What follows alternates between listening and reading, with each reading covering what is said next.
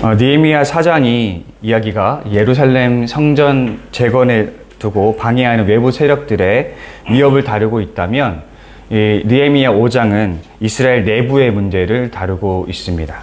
그것은 심각한 경제적 불평등의 문제였습니다.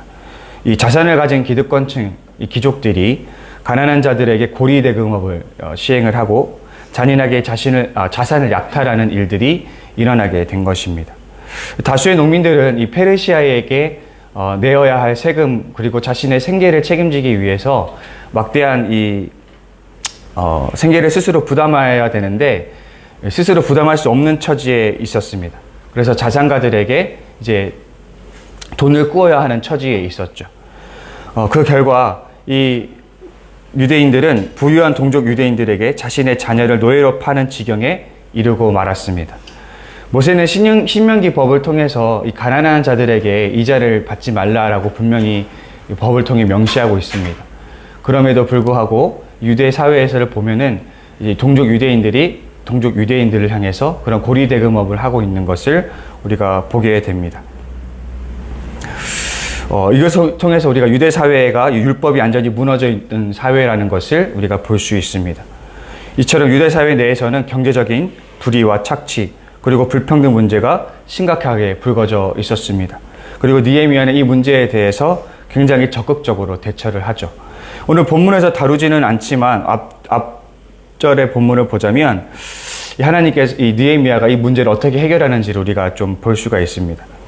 그래서 이 느헤미야가 이 문제를 가지고 적극적으로 대처를 하는데, 우리가 하나님께서 편애를 아끼지 않는 이 고아와 가부와 나그네들을 우리가 자주 이제 성경을 통해서 확인할 수 있습니다. 이들의 공통점이 무엇인가 하면 그들이 모두 경제적인 약자라는 것이죠. 이들은 경제적으로 소외될 수 있는 여지가 굉장히 큰 부류의 사람들입니다. 그래서 하나님께서는 이 약자들을 배려하는 법들을 이제 율법 곳곳에 심겨 두었습니다. 거듭 말씀드리자면 하나님은 이 경제적 약자들에게 굉장히 예민하십니다. 그래서 경제적 약자가 만들어내는 불이한 경제체제에 대해서 하나님은 굉장히 분노해 하시죠. 그래서 거짓 저울을 쓰지 말라는 말을 하시고, 또 열매를 거둘 때 모든 열매를 다 거두지 말라는 말도 하시고, 또 이자를 받지 말라는 그런 말씀도 주시는 등 여러 가지 경제적인 제언들을 많이 하셨습니다. 우리가 하나님의 대표적인 속성 중에 하나가 정의와 공의라는 사실을 다 알고 있습니다. 숭실대 김혜건 교수님은 이 정의에 대해서 또 공의에 대해서 이렇게 이야기를 합니다. 이 정의는 가난한 자에 대한 공동체적인 친절과 편애를 말한다. 공평으로 재판하여 강자를 끊임없이 견제해 주는 것이 사법부의 역할이다. 강자들은 자연 발생적으로 내버려 두면 계속 나쁜 짓을 하기 때문에 법이 그들의 범람하는 욕망을 적당히 억제해 주어야 된다. 그것이 바로 미시파트, 즉 공의이다. 이에 따르면 의로움이란 이 경제적인 약자들에게 베풀어지는 친절, 편애를 의미를 합니다. 공의는 경제적 약자를 착취하는 경제적 강자에 대한 견제라고도 우리가 해석해 볼 수 있습니다. 이처럼 정의와 공의는 경제적인 요소를 우리가 풀어볼 수 있다라는 것입니다. 지금 느헤미야는 유대 총독으로서 실질적으로 이스라엘의 영적 지도자라고 할 수 있습니다. 그리고 그는 이 문제를 절대로 간과하고 있지 않습니다. 그는 이제 자본가들, 귀족들을 불러 모아서, 그리고 민장들을 불러 모아서 이 고리대금업을 금하고 그들이 약탈했던 재산들을 모두 다 돌려줄 것을 이제 엄히 명령하고 있습니다. 근데 사실 이 귀족들의 입장에서 보자면 굉장히 말도 안 되는 명령이라고 볼 수도 있을 것 같아요. 엄연히 말하면 자신의 사유재산이라고 할 수 있는데, 이 사유재산을 돌려주라는 이 명령이 굉장히 부당하게 느껴질 수 있습니다. 그러나 사실 하나님에게 있어서 이 처사는 불공평한 처사가 아닙니다. 하나님이 제정하신 법 중에 이 희년이라는 법이 있습니다. 매년 50년마다 돌아오는 이 법이 희년인데, 돌아오는 해마다 이 희년이라고 하는데, 이 희년의 특징 중에 하나가 뭐냐면 모든 노예가 무상으로 자유인이 되는 것입니다. 또 빚 때문에 팔았던 모든 땅을 무상으로 돌려받는 것이 바로 이 희년제도라고 할 수 있습니다. 이것이 성경에는 법으로 분명하게 제정되어 있다는 사실을 우리가 성경을 통해서 볼 수 있습니다. 그러니까 우리가 하나님이 어떤 하나님인지 우리가 여기서 발견할 수 있냐면, 이렇게 없는 자들, 힘이 없고 약한 자들, 그래서 자신의 땅을 팔 수밖에 없었던, 자신의 자녀들을 정말 그 노예로 팔 수밖에 없었던 그런 불쌍하고 연약한 자들을 배려하시는 하나님을 우리가 여기서 볼 수 있게 됩니다. 중요한 것은 왜 성벽 공사를 하기도 바쁜 느헤미야가 이 문제를 두고 두 손을 걷고 나섰을까 하는 문제입니다. 그것은 이 문제가 하나님 나라에 있어서 결코 작은 문제가 아니었기 때문입니다. 이 언약 백성의 온전한 회복에 있어서 이 성벽 재건도 매우 중요한 문제였지만 이 경제적 불평등도 반드시 짚고 넘어가야 할 문제였다라는 것이죠. 우리가 오늘날 교회에서 이 돈 이야기는 사실 잘 하지 않는 경향이 있습니다. 그러나 사실 엄연히 말하면 그것은 건강한 문제가 아닙니다.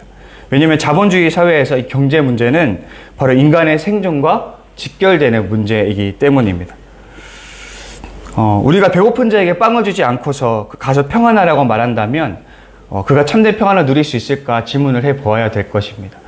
배고픈 자에게 배를 채워주지 않으면서도 평안하라, 구원을 얻으라 라고 말한다면 그가 구원을 얻을 수 있을까라는 질문을 던져볼 수 있겠습니다.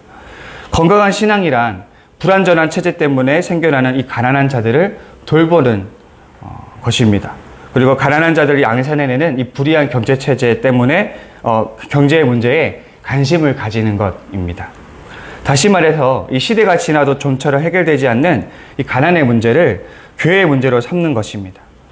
그래서 우리는 어떤 정치인을 지지하더라도 또 어떤 정당을 지지하더라도 어떤 정책을 옹호하더라도 상관없이 한 가지 공통적으로 기독교인들이 기억해야 될 것은 이 경제적 불평등을 만들고 가난한 자를 양산해내는 이 불의한 체제에 우리가 저항할 줄 알아야 한다라는 것입니다. 우리 지하수처치 성도 여러분은 오늘도 하나님께서 살아계시다는 것을 믿으실 것입니다. 그렇다면 오늘 하나님께서 동일하게 우리에게 그 정의와 공의를 요구하신다는 사실도 믿으실 것입니다. 그렇다면 우리는 오늘 이 말씀을 우리 가슴에 새겨야 할 것입니다. 가장 이상적인 지도자로서 느헤미야가 어떻게 그 경제적 불평등에 관심을 가지고 해결하려고 했는지를 우리가 다시 한번 돌아봐야 될 것입니다. 가난은 일견 가난한 자들의 문제가 아니라는 사실을 기억할 줄 알아야 됩니다. 하나님 나라에 있어서 그것은 매우 중대한 문제이고 나아가 교회 공동체 전체의 문제라는 사실을 우리가 다시 한번 깨달았으면 좋겠습니다. 그리고 지저스처치 성도 여러분, 저와 여러분들의 삶을 통해서 오늘 우리 사회의 정의와 공의가 다시 한번 실현될 수 있기를 소망합니다. 또 이처럼 느헤미야가 고리대금업을 일삼는 이런 자산가들, 귀족들을 모아서 그 자산들을 모두 돌려주라고 했을 때 신기하게도 많은 이들이 이 느헤미야의 말에 순종을 하게 되죠. 느헤미야가 이런 말을 할 수 있었던 이유가 무엇일까? 또 사람들이 이런 명령에 순종할 수 있었던 이유가 무엇일까 하면 그것은 바로 느헤미야가 자신의 삶으로 그 모본을 보였기 때문이 아닐까라는 생각을 하게 됩니다.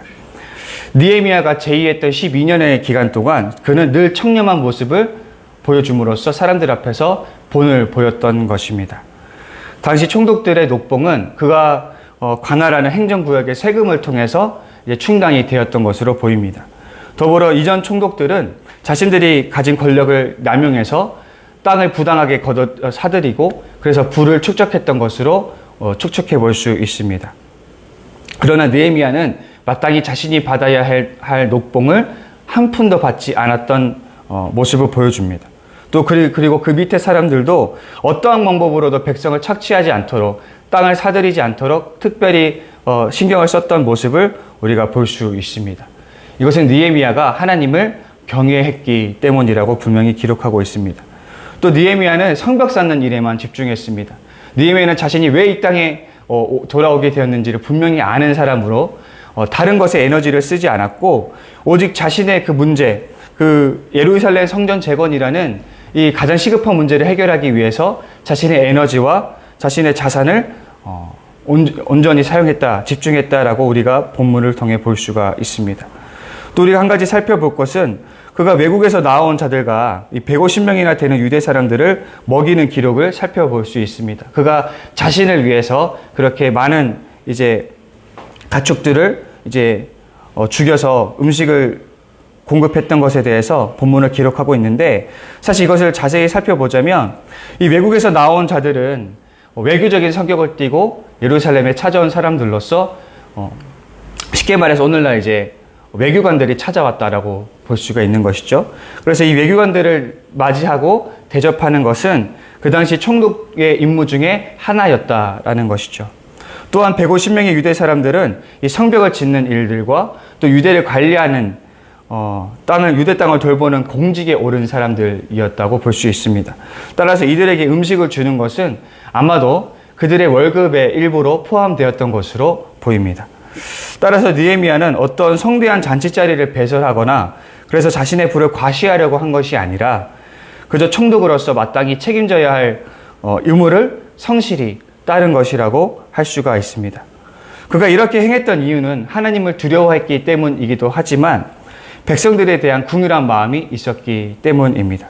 이미 막대한 경제적인 부담을 지고 있었던 백성들에게 더 큰 짐을 지어주고 싶지 않아서였다고 성경은 기록하고 있습니다. 느헤미야는 분명 이전 총독들과 너무나 다른 모습을 보여주고 있습니다. 느헤미야를 통해서 우리는 진정한 리더의 자질과 영성이 무엇인지를 한번 확인해 볼 수 있는 것 같습니다.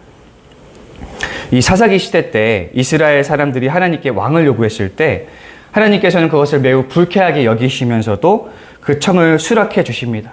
그러면서 너희들의 리더가 어떻게 너희들을 착취하고 어떻게 너희들의 자살을 약탈하는지 미리 경고하신 적이 있었습니다.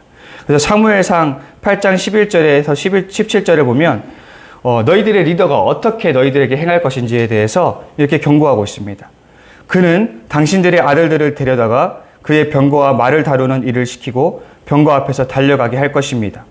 그는 당신의 아들들을 천부장과 오십부장으로 임명하기도 하고 왕의 밭을 갈게도 하고 곡식을 거두어 드리게도 하고 무기와 병거의 장비도 만들게 할 것입니다.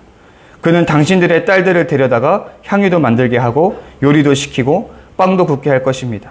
그는 당신들의 밭과 포도원과 올리브 밭에서 가장 좋은 것을 가져다가 왕의 신하들에게 줄 것이며 당신들이 둔 곡식과 포도에서 열의 하나를 거두어 왕의 관리들과 신하들에게 줄 것입니다.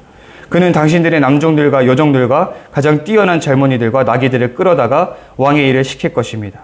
그는 또 당신들의 양떼 가운데서 열의 하나를 거두어 갈 것이며 마침내 당신들까지 왕의 종이 될 것입니다. 라고 이렇게 기록하고 있습니다. 하나님의 이런 경고는 정확하게 실현이 됩니다. 우리가 선왕으로 불리는 다윗의 아들 솔로몬 시대만 보더라도 그때도 이제 솔로몬 시대에 많은 막대한 세금과 또 노동력의 착취가 있었던 것을 우리가 성경을 통해서 볼 수가 있습니다.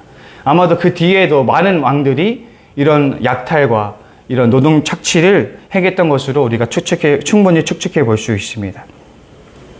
결국 이런 리더들, 하나님의 경고와 같이 모든 리더들은 결국 백성들의 고열을 쥐어 짜내며 자신들의 배를 불리는 일들을 행할 것이라는 그 경고처럼 이런 리더들이 수많은 그런 악행들을 저지를 것이라는 그 말은 사실이 되었던 것입니다. 그래서 우리가 오늘 느헤미야 이전의 총독들의 모습이 우리가 사실은 많은 리더들의 모습이었다는 것을 우리가 확인해 볼 수 있는 것이죠. 절대 권력은 절대 부패한다라는 말처럼 사람이 권력을 쥐게 되면 부패하기 마련입니다. 역사의 수많은 인물들이 이런 사실을 증명해 왔습니다. 그러나 느헤미야는 이런 이전의 지도자들과는 전혀 다른 모습을 보여주고 있습니다. 그는 진정한 권력자, 참된 지도자는 어떠해야 하는지에 대한 모본 그 자체라는 것을 우리가 오늘 볼 수가 있습니다. 참된 지도자는 어떤 사람인가? 오늘 느헤미야를 통해서 밝혀보자면 먼저는 하나님을 두려워하는 사람이고 두 번째로는 자신들의 백성들을 진정 사랑하고 위할 줄 아는 사람이 참된 지도자라는 것을 우리가 오늘 볼 수가 있습니다. 우리는 이런 지도자를 한 명 잘 알고 있죠. 마가복음 1장 1절은 이렇게 말합니다. 하나님의 아들 예수 그리스도의 복음의 시작이라. 여기서 하나님의 아들, 이 복음이라는 단어들은 로마 황제에게만 선택적으로 쓰이던 단어들입니다. 그런데 마가복음 기자는 이 단어들을 예수님에게 적용하고 있습니다.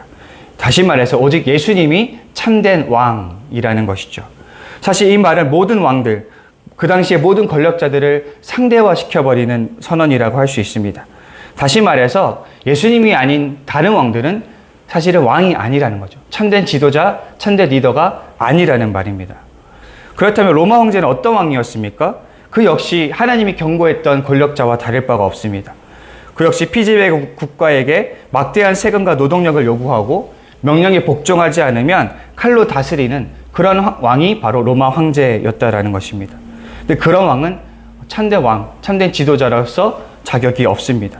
그렇다면 진짜 지도자는 누구일까요? 바로 예수 그리스도라는 사실입니다. 그럼 예수 그리스도는 어떤 왕입니까? 요한복음 10장 11절은 이렇게 기록하고 있습니다. 나는 선한 목자라. 선한 목자는 양들을 위하여 목숨을 버리거니와. 결국 진짜 왕은 어떤 왕인가? 바로 자신의 백성을 사랑하는 자, 자신의 백성을 배려하고 위할 줄 아는 자입니다. 이 예수 그리스도라는 리더는, 지도자는 너무나 백성들을 사랑해서 자신의 목숨까지도 내어주는 그런 왕이었다라는 것입니다. 그 당시 이방인들이 예수님을 왕으로, 예수님이 왕이라는 이 복음을 굉장히 무시했던 이유 중에 하나는 이 노예들이나 선고받던 치욕스러운 십자가에 그가 목숨을 잃었기 때문입니다. 대관절 어느 나라의 왕이 십자가에서 목숨을 잃는단 말입니까? 더구나 그것이 백성들을 위한 것이라고 누가 상상이나 할 수 있겠습니까? 그러나 예수님은 그 십자가형을 몸소 십자가의 길을 걸어감으로써 사실 그 어떤 왕보다도 백성들을 사랑했다는 것을 몸소 증명해 보이셨습니다. 저는 오늘 느헤미야를 통해서 참된 지도자가 어떤 사람인지, 참된 지도자는 어떠해야 하는지에 대해서 그 진정성을 보게 됩니다. 조금은 더 나아가 저는 느헤미야를 통해서 예수님의 모습을 보게 됩니다. 우리는 어떤 권력도 순종하거나 신뢰해서는 안 될 것입니다. 우리가 어떤 권력을 신뢰할 수 있겠습니까? 그러나 한 가지 예외가 있다면 그것은 바로 예수 그리스도입니다. 왜냐하면 그분은 우리를 위해서 십자가의 길을 걸어감으로써 얼마나 우리를 사랑하는지를 몸소 증명해 보이셨기 때문입니다. 오늘 하루 다시 한번 이 예수님의 그 헌신과 또 그분의 성품과 그분의 사랑을 묵상할 수 있기를 바랍니다. 오늘도 동일하게 예수님 우리의 왕인 줄을 믿습니다. 그리고 오직 예수님만이 우리가 왕으로 섬기고 신뢰할 수 있는 유일한 분이라는 것을 우리 성도님들 다시 한번 되새길 수 있는 시간들이 되기를 바랍니다. 그리고 이미 예수님을 왕으로 섬기는 우리 성도님들은 예수님의 가르침에 순종함으로써 오늘 내가 그분의 백성이라는 것을 삶으로 증명해낼 수 있기를 바랍니다. 예수님께서 우리의 백성을 사랑하심으로써 자신의 목숨을 내어줌으로써 그 왕의 자리를 증명해내었다면 이제는 우리 차례일 것입니다. 우리 역시도 예수님을 사랑해서 그분의 백성이라는 것을 우리의 삶으로 증명해 보일 차례입니다. 오늘 예수님을 왕으로 섬기는 우리 성도님들 모든 지체들이 오늘 하나님의 백성으로서 예수님의 말씀을 따르며 살아감으로써 예수님의 백성이라는 것을 증명해낼 수 있는 복된 저와 여러분이 될 수 있기를 간절히 소망합니다. 시간 기도하기를 바랍니다. 우리 시간 기도하실 때 먼저는 우리가 이제 9월 사역이 있습니다. 9월 사역들 가운데 하나님께서 역사하여 주셔서 귀한 열매들이 많이 맺을 수 있도록 주님 도와주시옵소서. 위해서 기도해 주시고 또 각자 또 우리 지체들 중에 아픈 지체들이 있습니다. 아프고 어려운 지체들이 있습니다. 그 지체들의 회복을 위해서 기도해 주시고 또 각자 가지고 나오신 기도 제목 가지고 기도하실 텐데 제가 마무리 기도하고 함께 기도하도록 하겠습니다. 하나님 감사합니다. 우리가 오늘 느헤미야를 통해서 진정한 지도자가 어떠해야 하는지에 대해서 함께 상고해 봅니다. 하나님, 예수님께서 우리를 너무나 사랑하셔서 자신의 목숨까지 내어주기까지 그 우리의 사랑을 증명한 것처럼 우리가 오직 따르고 섬겨야 할 분이 예수 그리스도라는 사실을 우리가 다시 한번 확인하게 됩니다. 우리가 평생에 주님만을 신뢰하며 따라 살아가는 인생 되게 하시고 우리가 그분의 백성으로서의 삶을 증명해 보이며 살아갈 수 있는 우리 될 수 있도록 도와주시옵소서. 감사드리며 예수님의 이름으로 기도합니다.